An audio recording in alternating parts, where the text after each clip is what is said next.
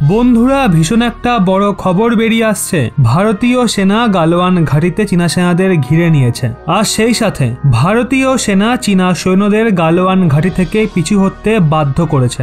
বন্ধুরা যেমনটা আপনারা জানেন, বিগত কয়েক বছর ধরে চীন ও ভারতের বিবাদ হয়ে আসছে, আর আগের বছর তো গালওয়ানে হাতাহাতি হয়ে গেছিল। আর এই নিয়ে লাগাতার কোর কমান্ডার মিটিং হয়েই যাচ্ছে।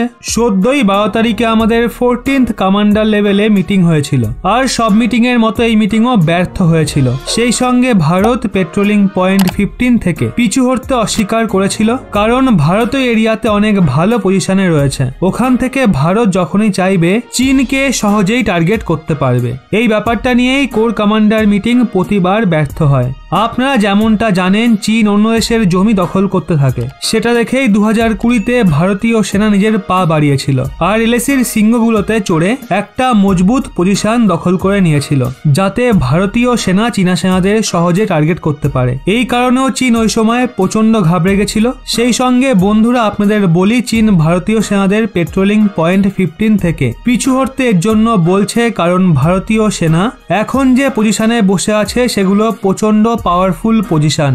যদি ভারতীয় সেনা ওই পজিশন থেকে না সরে তো চীনের ক্ষেত্রে ভারতকে অ্যাটাক করা অনেক মুশকিল হবে। আর প্রত্যেকবারই চীন কোর কমান্ডো লেভেল মিটিং এ বলছে আপনারা পেট্রোলিং পয়েন্ট 15 থেকে পিছু হটে যান, যেটা ভারত কখনোই করবে না। আর সদ্যই আর্মি চিফ MM নারভানে মহাশয় পয়েন্ট থেকে পিছু হটতে পরিষ্কার মানা করে দেয়। সেই সঙ্গে এটাও জানি ভারতীয় সেনাই পোস্ট থেকে পিছু কেন হটছে না, কারণ যদি ভারতীয় সেনা নিজের পোস্ট থেকে পিছু হটে তাহলে আমাদের শক্তি অনেক কম হয়ে যাবে। এমনকি আমরা সেখান থেকে চীনা আর্মিদের গতিবিধির ওপর নজর রাখতে পারবো। চীন আমাদের এটাও বলছে, যদি আমরা আমাদের পজিশন থেকে পিছু হটি তাহলে তারাও তাদের পজিশন থেকে পিছু হটবে। এটা শুনতে তো অনেক ভালো লাগছে, কিন্তু চীনকে ভরসা আমরা একদমই করতে পারবো না, কারণ সে বলে এক কিন্তু করে আর এক। কে বলতে পারে ওখান থেকে ভারতীয় সেনা একবার পিছু হটলেই চীন সেই জায়গা দখল করবে না। বন্ধুরা একভাবে দেখলে গালওয়ান ঘাঁটিতে ভারত চীনকে ভালো মতো ঘিরে রেখেছে। চীন ভারতকে পিছু হটার জন্য আবেদন করছে, কিন্তু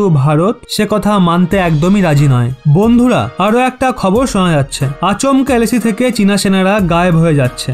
আর এই সবকিছু কেন হচ্ছে সেটাও জানবো। বন্ধুরা কয়েকদিন আগে আপনাদের বলেছিলাম চীন বর্ডারে তাদের সেনাদের বদলাচ্ছে, নিজের পুরনো সেনাদের বেস ক্যাম্পে পাঠাচ্ছে। সেই সঙ্গে তারা নিজের সৈন্যদের সরিয়ে ওখানে রোবট সেনা মোতায়েন করে দিয়েছে। কিন্তু পরে সামনে আসে এই সব কথা যেগুলো চীন বলেছিল সেগুলো সবই চীনের মিথ্যে প্রোপাগান্ডা ছিল।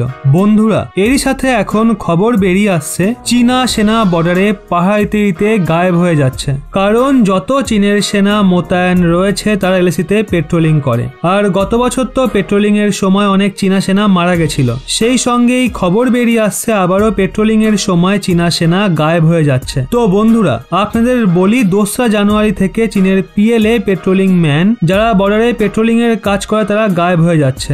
সেই সঙ্গে চীনা PLA ওই সেনাদের খোঁজার চেষ্টা করে, কিন্তু গায়েব হওয়া সৈনিক এখনো মেলেনি। চীন এটা ভাবছে ভারতীয় সেনা তাদের গায়েব করে দেয়নি তো, নাকি এরা বরফে চাপা পড়ে মারা গেছে।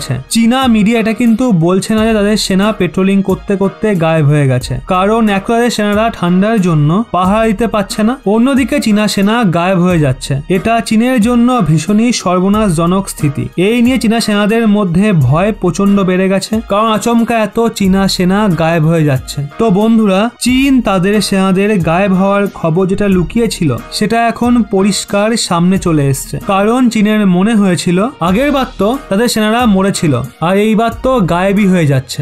বলা হয় না, চোর যতই চুরি করে লুকিয়ে যাক না কেন একদিন ঠিকই ধরা পড়বে। এক্ষেত্রেও চীনের সঙ্গে এমনটাই হয়েছে। চীনের সমস্ত চাল আবার ব্যর্থ হয়েছে। চীনে যে সমস্ত সেনা গায়েব হয়েছে তাদের পরিবারের লোকেরাও জানে না তাদের কি পরিণতি হয়েছে। তো বন্ধুরা এই খবরগুলো পেয়ে আপনাদের কেমন লাগলো অবশ্যই কমেন্টে জানান।